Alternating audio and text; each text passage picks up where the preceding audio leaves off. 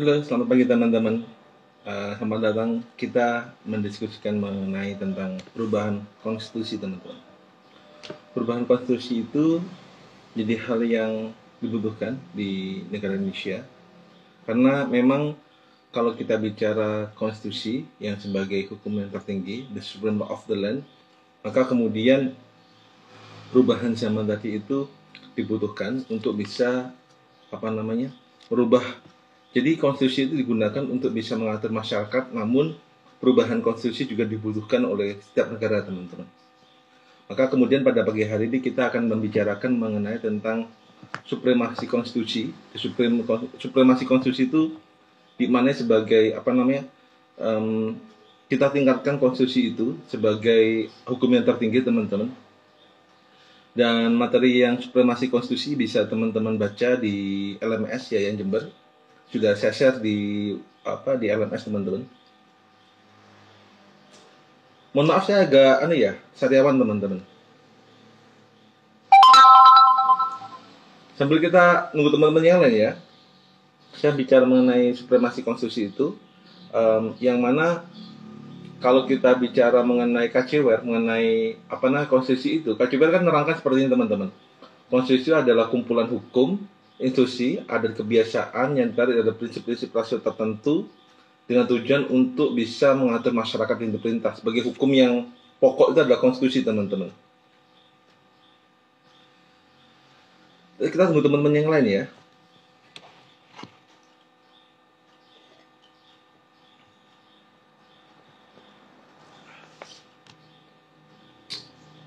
Oke, teman-teman, kita mulai aja. Assalamualaikum warahmatullahi wabarakatuh. Bismillahirrahmanirrahim. Alhamdulillah, salatu wassalamu alaikum ala ayyakhrul anam. Rabbun karim ba'antahu khuluqun azim fasya'alana indal karim amma ba'du. Yang saya hormati rekan-rekan HTN 3 di mata kuliah konstitusi, ataupun teman-teman yang ikut gabung pada pagi hari ini, Lutfi Indonesia, kemudian Ari Wayahe, atau teman-teman yang lain hadir pada siang hari ini yang saya hormati. Kalau kita bicara mengenai perubahan konstitusi, teman-teman, kita sudah mengalami perubahan konstitusi yang mana kita itu pernah merasakan perubahan konstitusi dari negara otoriter ke negara demokrasi konstitusional. Yang mana dampaknya waktu zaman Orde Baru itu ada dui fungsi ABRI. Dui fungsi ABRI, jadi ABRI itu dimaknai, teman-teman, sebagai lembaga yang bersifat politik dan juga lembaga sebagai penjaga keamanan. Maka kemudian dari tahun 1965 sampai 1997 ABRI mempunyai dua fungsi, yakni sebagai ABRI sebagai keamanan dan juga politik. Maka kemudian ada keterwakilan ABRI di DPR. Ada keterwakilan ABRI di DPR secara politik kita ya. Dan kemudian ABRI juga bermainkan peran politik di situ. Semenjak reformasi, teman-teman, semenjak reformasi kemudian sistemnya diubah semenjak reformasi sistemnya diubah, yakni kemudian kita, negara Indonesia, itu kemudian berubah konstitusi yang mana ABRI itu kemudian hak politiknya kemudian tidak bisa digunakan, dan kemudian hak pilih dan dipilih tentara aktif itu tidak bisa dijalankan, teman-teman. Maka kita yang dulu sebelumnya itu menggunakan dua fungsi ABRI, semenjak reformasi, kemudian reformasi itu, teman-teman, kita tidak adanya peran politik ABRI di situ, di DPR RI. Maka anggota TNI yang ingin sebagai anggota politik DPR RI, dia harus keluar dulu dari TNI dan kemudian menyalonkan diri sebagai anggota TNI. Maknanya adalah perubahan konstitusi kita, perubahan undang-undang dasar kita, yang mana dari kepemimpinan Pak Harto menjadi demokrasi konstitusional, itu merupakan hal yang sangat bagus sekali terhadap perubahan politik yang ada di Indonesia, tanpa ada keterwakilan. Bahkan sejarah politik kita, teman-teman, sejarah konstitusi kita, sejarah konstitusi itu yang kemudian membuat kita semakin dewasa tentang adanya perbedaan tadi. Namun kemudian yang menjadi pertanyaan kita, kemudian kan kita mengalami perubahan-perubahan seperti halnya kita bicara mengenai MPR, kita berbicara mengenai lembaga-lembaga negara, apakah diperlukan Indonesia itu mengalami perubahan konstitusi di sini. Perubahan konstitusi yang diterangkan kembali oleh Asiwer menerangkan bahwasanya perubahan konstitusi itu diperlukan, teman-teman. Perubahan konstitusi diperlukan. Seperti halnya kita merubah konstitusi pada waktu dulu. Namun di sini adalah perubahan konstitusi yang kelima, keenam itu harus yang kita lihat Futi itu adalah dengan cara kehati-hatian. Tidak bisa kita itu merubah konstitusi dengan seenaknya. Apakah perubahan konstitusi diperlukan? Otomatis perubahan konstitusi hal yang mutlak diperlukan. Namun harus hati-hati. Mengapa teman-teman perubahan konstitusi harus hati-hati? Karena agar tidak berdampak pada peraturan-peraturan yang ada di bawahnya. Peraturan-peraturan yang ada di bawahnya. Maka perubahan konstitusi itu diperlukan oleh bangsa Indonesia dengan syarat tetap kaidah-kaidahnya tidak merubah konstitusi secara keseluruhan, teman-teman. Itu merupakan cara penafsiran kita terhadap perubahan konstitusi di sini. Gubernur Morris, orang gubernur yang di Amerika Serikat, teman-teman menyadarkan bahwasanya kalau kita bicara perubahan tentang konstitusi itu, karena undang-undang itu implikasinya sangat luas. Undang-undang dasar, kalau kita kita mengalami perubahan undang-undang dasar yang pasca reformasi 2002. Dampaknya apa, teman-teman? Gara-gara perubahan konstitusi pada tahun 2002, dari UUD 1945 ke UUD NRI tahun 1945, itu berdampak pertama ada apa? Ada lembaga Mahkamah Konstitusi. Kemudian ada yang dinamakan dengan lembaga Komisi Pemilihan Umum, teman-teman. Setelah Komisi Pemilihan Umum ada yang dinamakan dengan lembaga komisi-komisi seperti KPK, kemudian Komisi ASN, yang tujuan cuma satu adalah check and balances. Maka kemudian ada MPR yang dulunya lembaga tertinggi negara, sekarang menjadi lembaga tinggi negara. Itu merupakan dampak dari perubahan konstitusi. Yang dulunya ada peran ABRI, dengan adanya dua fungsi ABRI sebagai keamanan dan juga sebagai lembaga bergerak sebagai politik, karena banyak gubernur, bupati yang dipilih dari anggota TNI atau ABRI, sekarang tidak ada. Apabila ada gubernur, bupati yang ingin mencalonkan diri dan dia adalah tentara aktif atau polisi aktif, dia harus mundur dulu dari jabatannya, teman-teman. Itu merupakan contoh dampak positif adanya perubahan konstitusi. Namun di sini kelemahannya adalah perubahan konstitusi itu yang membuat perubahan, yakni yang dulu itu MPR sebagai lembaga tertinggi negara zaman Pak Harto, gara-gara perubahan konstitusi itu MPR sebagai lembaga tinggi negara. Walaupun sebenarnya praktek ketatanegaraan kita, perubahan konstitusi itu menyebabkan MPR walaupun menjadi lembaga tinggi negara, tapi prakteknya MPR tetap menjadi lembaga tertinggi negara. Karena kenapa? MPR itu mengangkat presiden, memberhentikan presiden, dan kemudian MPR itu yang merubah konstitusi itu adalah MPR. Maknanya di sini adalah perubahan konstitusi itu diperlukan, tapi harus dengan kehati-hatian, teman-teman. Parson pernah jelaskan seperti ini. Parson itu seorang ahli hukum di Amerika Serikat, jelaskan seperti ini.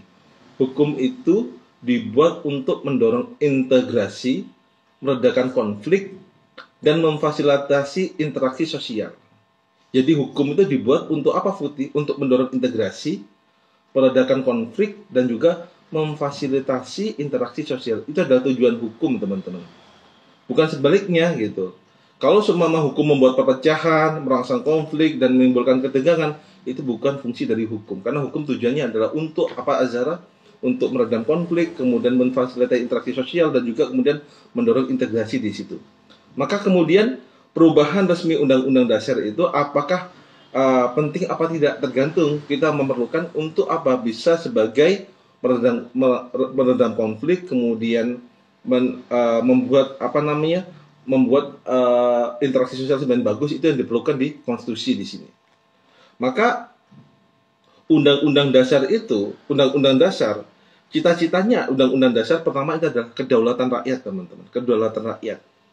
Seperti kita tahu perubahan Prancis mengalami perubahan yang sangat signifikan dengan asas liberté, égalité, dan fraternité di sini. Yang mana kemudian itu menjadi revolusi Prancis dengan adanya liberté, égalité, dan fraternité itu menyebabkan revolusi Prancis itu muncul sebagai tokoh contoh adanya hak konstitusional warga negara. Itu yang ada di konstitusi kita. Konstitusi setiap negara, karena kita ada sejarah revolusi Prancis, teman-teman, dan revolusi Prancis itu mengajarkan tentang adanya égalité, fraternité, dan juga liberté. Dan itu kemudian dianut oleh semua warga negara di seluruh dunia, Futi, untuk menjadi apa? Untuk adanya hak konstitusional warga negara. hak konstitusional warga negara, teman-teman. Itu menjadi fondasi adanya hak konstitusional warga negara yang ada di konstitusi. Kemudian di konstitusi itulah muncul selain kedaulatan rakyat ada yang dinamakan dengan cita-cita negara hukum. Cita-cita negara hukum. Karena kan hampir semua negara itu menyatakan mereka negara hukum, bukan negara kekuasaan. Bukan negara adidaya. Maka dengan negara hukum tadi itu, hukum berlaku untuk semua masyarakat, tidak hanya berlaku untuk eksekutif, tidak juga berlaku untuk yudikatif, tapi berlaku untuk semua masyarakat, teman-teman. Dan itu merupakan bagian dari dampak adanya hukum, teman-teman. Maka kemudian di konstitusi itu, di undang-undang dasar itu, wujud dari supremasi konstitusi selain kedaulatan rakyat adalah wujud adanya negara hukum di sini. Dan di situ kemudian di konstitusi juga diajarkan tentang apa yang dinamakan dengan cita-cita konstitusi, teman-teman. Jadi konstitusi mempunyai cita-cita, mempunyai harapan, mempunyai hope. Maka ada yang dinamakan dengan jus constitutum dan jus constituendum, teman-teman. Apa hukum-hukum yang dicita-citakan dan hukum yang saat ini terjadi. Itu adalah hukum constituendum. Ada jus constitutum, undang-undang atau harapan adanya undang-undang, dan jus constituendum, undang-undang yang saat ini berlaku.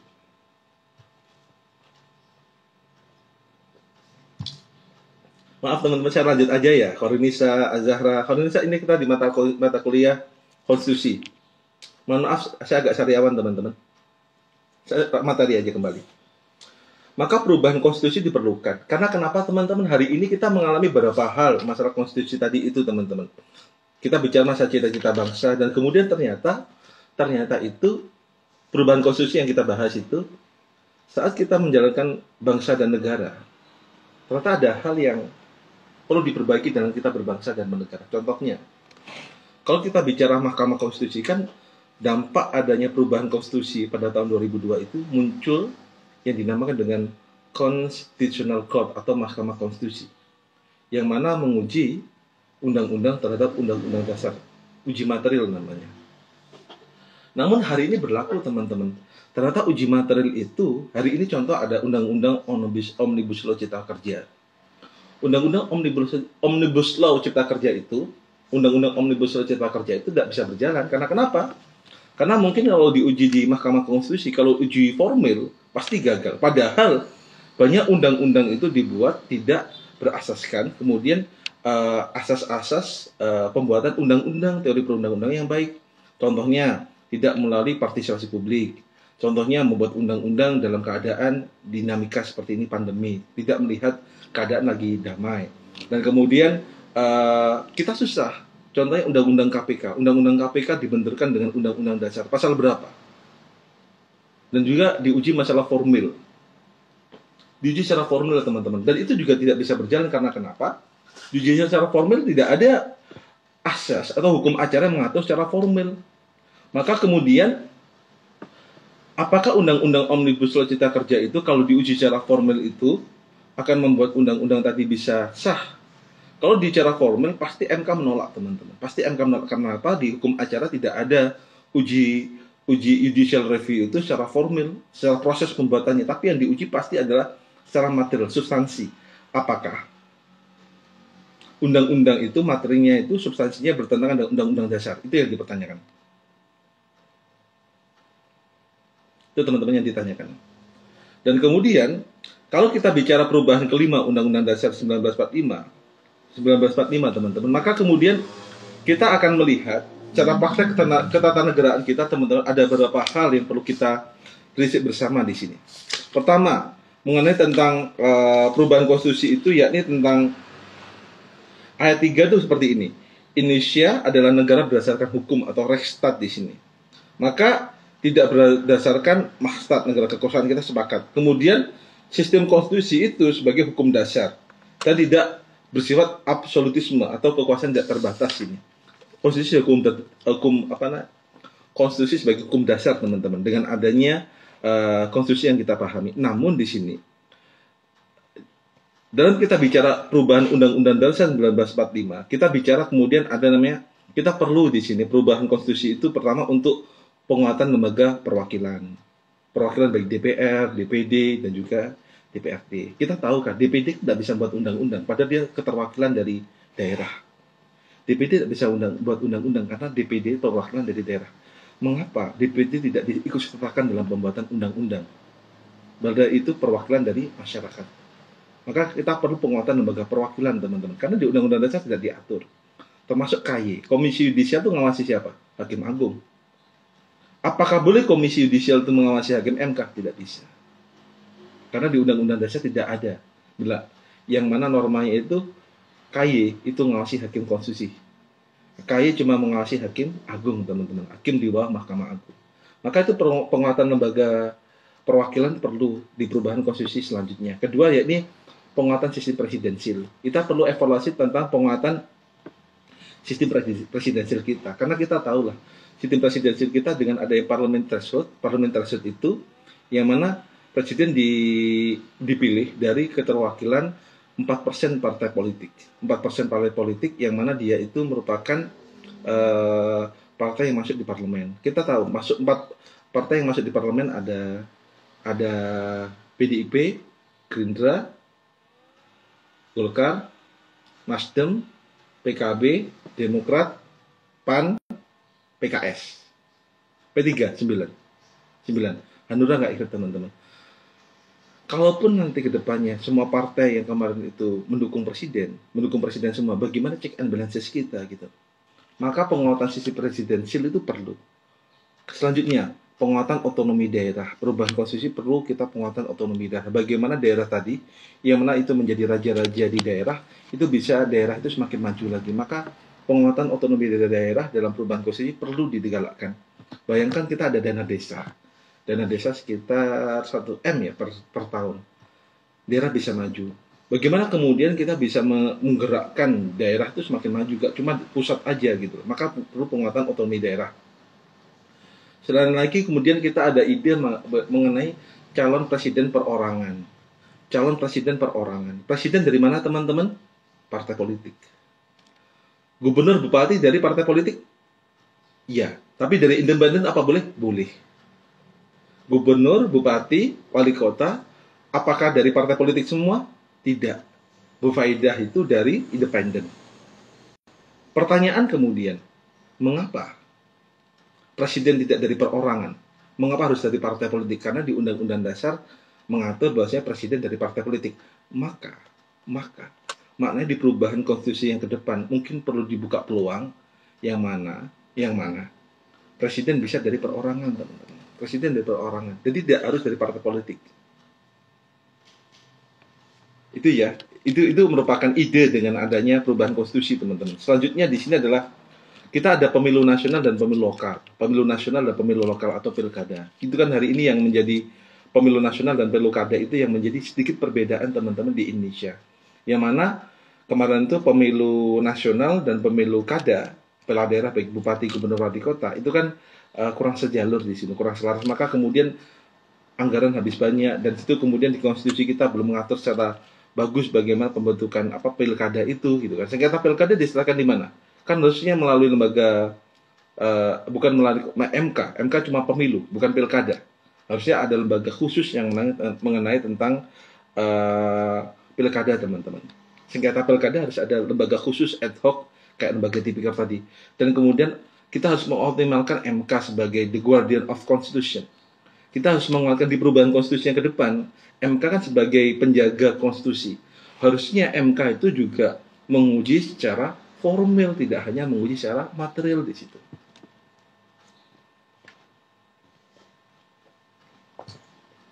Kalaupun MK menguji secara material, maka banyak undang-undang yang pembuatannya itu tidak melalui partisipasi masyarakat, undang-undang yang tidak dibuat secara baik, banyak ditolak oleh MK, teman-teman. Masalahnya apa? Karena di undang-undang MK itu tidak mengatur masalah perubahan konstitusi secara formal gitu loh. Judicial review seringkali mengujinya secara material, tidak melalui substansi, tidak secara formal pembuatannya. Maka ke depan di perubahan konstitusi, teman-teman, perlu di sini, yakni adalah optimalisasi peran MK untuk bisa menguji secara formal di sini. Komisi negara kita tahu banyak komisi yang tidak berfungsi, teman-teman. Maka kemudian saya sepakat dengan Presiden Jokowi, yang mana Presiden Jokowi kemarin itu mengubarkan 18 lembaga negara, komisi-komisi yang tidak terlalu penting. Karena kenapa? Habisin anggaran dan mereka tidak ada kerjanya, mending dihapus aja gitu. Maka dalam kita bicara the amendment of constitution, kalau kita bicara perubahan konstitusi undang-undang dasar, maka para the founding fathers kita menyatakan bahwa konstitusi itu merupakan konsep dasar, yang mana penataan ulang sistem itu penataan ulang sistem perlu diperbaiki kembali. Karena kan Pak Soekarno pernah bilang bahwa undang-undang dasar ini masih baru, perlu perbaikan. Kita akan buat undang-undang dasar, kata Pak Karno ya, saat keadaan negara itu lebih baik gitu. Maka kemudian ke depan saya yakin perubahan konstitusi diperlukan, tapi tidak merubah semuanya. Kak, kita undang-undang cipta kerja ini, walaupun informasinya undang-undang cipta kerja itu teman-teman banyak undang-undang yang ada perubahan baru dan lain-lain, tapi saya yakin undang-undang cipta kerja yang diserahkan Pak Jokowi tidak jauh beda dengan undang-undang yang hari ini kita baca, ya saya print di sini teman-teman. Karena maknanya di teori konstitusi itu, dari perundang-undangan, tidak akan undang-undang diubah semua. Pasti cuma sebagian berapa pasal, gitu teman-teman. Itu merupakan bagian dari konstitusi. Maka, kembali kita pada materi kita tentang perubahan konstitusi, kita perlu yang dinamakan penataan ulang sistematika, bahasa, cara perumusan, serta menghilangkan duplikasi, menggunakan materi muatan tidak layak masuk dalam undang-undang dasar seperti komisi yudisial. Atau yang keliru seperti keharusan Presiden mendengarkan pertimbangan DPR bagi calon duta besar di sini. Itu merupakan tata bahasa yang kurang bagus di sini teman-teman. Di situ kemudian kita bicara sistem perwakilan, yang mana sistem perwakilan kita itu konsepnya kurang jelas gitu loh. Kenapa kurang jelas? Kita dalam bidang DPD, Dewan Perwakilan Daerah, kita kan ada namanya check and balances, ada sistem 2 kamar. 2 kamar itu ada DPD dan juga DPR. Tapi kita ada sistem 3 kamar. 3 kamar kita ada DPD, kita ada DPR, dan juga kita ada MPR. Sistem 3 kamar kita. Itu yang nggak jelas. Tugasnya DPD ngapain, tugasnya DPD ngapain, tugas DPR ngapain. Kalaupun perwakilan, tapi mengapa DPD itu tidak diikutsertakan dalam pembuatan undang-undang di sini? Padahal sama-sama perwakilan, sama-sama lembaga legislatif. Maka sebenarnya ke depannya itu, karena tujuan adalah check and balances, maka kamar-kamar dalam perwakilan, baik kamar DPD, kamar DPR, itu perlu diperbaiki teman-teman. Kemudian kita harus ada sistem penyederhanaan sistem dari pusat dan daerah. Yang mana wakil daerah itu adalah proses penenggara, yang mana dia adalah baik DPD dan juga DPR itu adalah perwakilan dari rakyat, maka perlu diikutsertakan dalam pembuatan undang-undang. Itu yang perlu diperjelas teman-teman. Kita tahulah DPD lembaga perwakilan bukan dari partai politik, tapi adalah kita bagaimana menguatkan DPD. Kan hari ini DPD Dewan Perwakilan Daerah itu seakan-akan cuma wakil daerah, tapi dia tidak mempunyai kuku yang tajam, tidak mempunyai jalu, tidak mempunyai eksekusi untuk bisa membuat undang-undang untuk daerah, kesejahteraan daerah. Sama halnya dengan komisi yudisial. Komisi yudisial kan ngawasi hakim, tapi apakah bisa komisi yudisial itu yang ngawasi hakim tadi itu untuk memecat hakim? Kan nggak bisa teman-teman. Di situ kemudian perlu adanya dialektika mengenai perubahan konstitusi. Karena perubahan konstitusi diperlukan, tapi harus dengan hati-hati teman-teman. Selanjutnya, kedudukan MPR. MPR itu apa teman-teman? MPR itu apa? MPR adalah Majelis Permusyawaratan Rakyat. MPR punya produk hukum namanya TAP MPR. Tapi apakah TAP MPR itu hukum positif? Iya, hukum positif. Tapi apa dijalankan? Jarang teman-teman. Cuma sebagai pertimbangan aja. MPR itu adalah lembaga tinggi negara. Dulu zaman Pak Harto sebagai lembaga tertinggi negara. MPR hari ini menjadi lembaga tinggi negara teman-teman.